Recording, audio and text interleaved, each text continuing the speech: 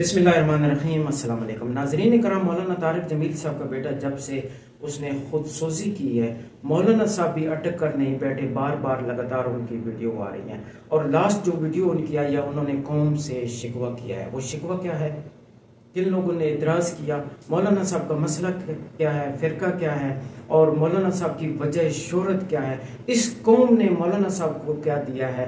और इसके अलावा खुदसोजी जो है, डिप्रेशन है, मुकम्मल तफसील बयान करने की कोशिश करूंगा। और इस वीडियो में मैं दूध का दूध पानी का पानी कर दूंगा। आप लोगों से गुजारिश है जो नए हैं वो चैनल को लाजमी सब्सक्राइब करें, लाइक करें और कमेंट में अपनी राय का इजहार लाजमी करें। मौलाना तारिक जमील साहब बेसिकली देवबंद है। देवबंद हिंदुस्तान में एक मदरसा था, बाद में यही जब माइग्रेट हुए तो यही एक फ़िरका बन गया।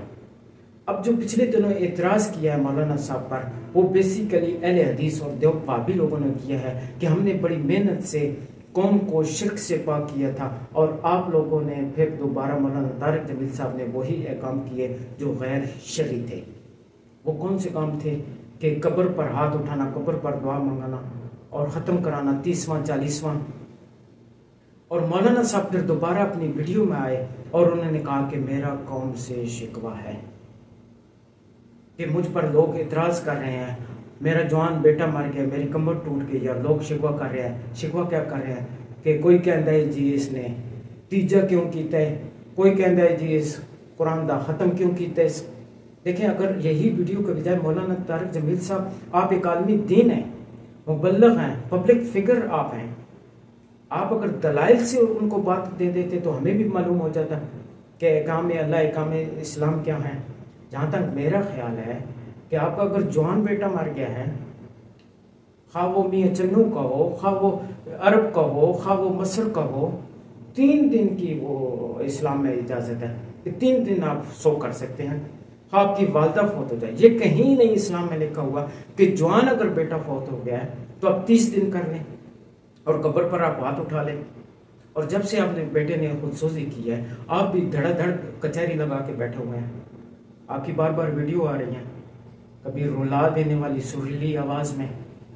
बेसिकली आपकी जो वजह शोहरत है, इस कौम ने आपको, आपके पास जो दौलत आई है सबसे ज़्यादा, वो सोशल मीडिया की वजह से आई है। आप एक बहुत बड़े सोशल मीडिया के आप हैं।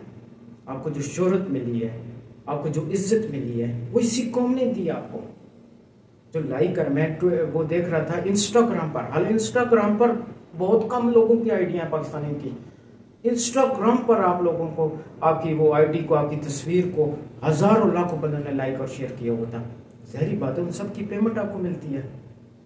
इसके अलावा आपके पास बिजनेस भी हैं, इसके बाद आपके पास वो नौकर है, चाकर है, आपके पास डेरे बने हुए हैं, आपके पास मुलाजिम है, सिक्योरिटी गार्ड है, आपके पास असला है, पराटो गाड़ियां हैं आपके पास। ये सब इसी कौम ने दी है, इसी कौम की वजह से आपको शोहरत मिली है, यही कौम। और आप कह रहे हैं कि मुझे कौम पर शिकवा है,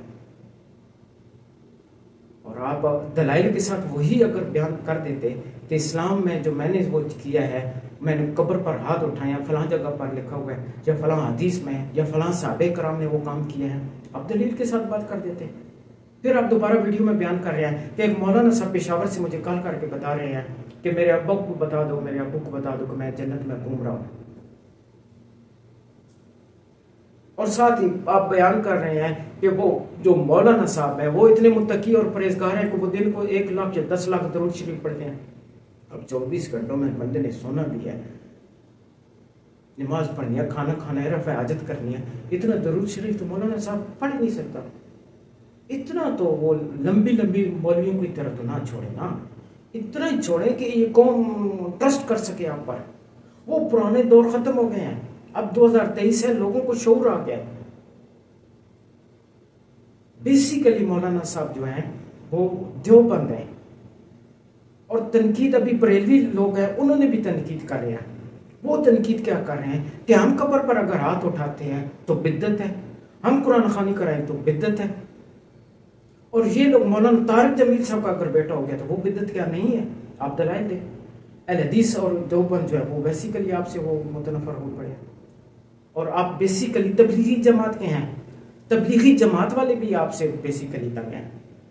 क्योंकि आप महफिलों की जीनत बन जाते हैं। कभी आप खुश करने के लिए किसी वज़ीर-ए-आज़म के पास चले जाते हैं, कभी शोहरत हासिल करने के लिए आप किसी बड़ी सी बड़ी सुहाना महफिल में जाकर वहाँ एक सुरीली आवाज़ में दुआ मांगकर लोगों को वो भी आपके पास वो है फनकारी जो है।